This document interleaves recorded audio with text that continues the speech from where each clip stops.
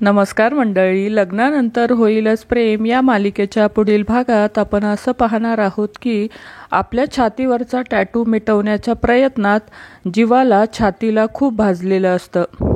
त्यानंतर जीवाला हॉस्पिटलमध्ये भरती करण्यात येतं आणि मानिनी आणि बाबा खूप घाबरतात, कारण काव्याने फोन करून आई बाबांना कळवलं आहे की जीवा शेकोटीत पडला आहे।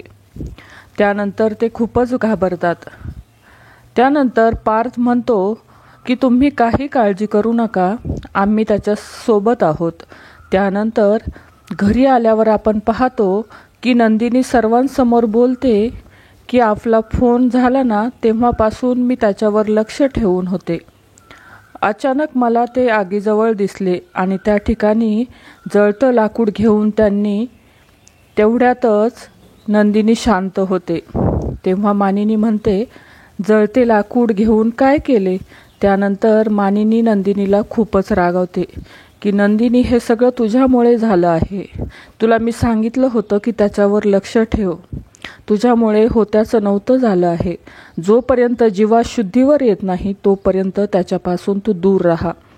जीवाच्या नंतर मानिनी नंदिनीला आतमध्ये येऊ देत नाही, ती दरवाजा लॉक करून घेते।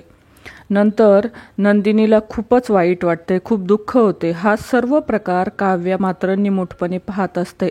तर मंडळी, येणाऱ्या पुढील भागात या सर्व परिस्थितीला काव्य जबाबदार आहे हे सर्वांसमोर येणार का, हे पाहणं अतिशय रंजक असणार आहे। तर मंडळी, लग्नानंतर होईलच प्रेम या मालिकेचे नवनवीन एपिसोड पाहण्यासाठी आपल्या चॅनलला नक्की सबस्क्राईब करा। धन्यवाद।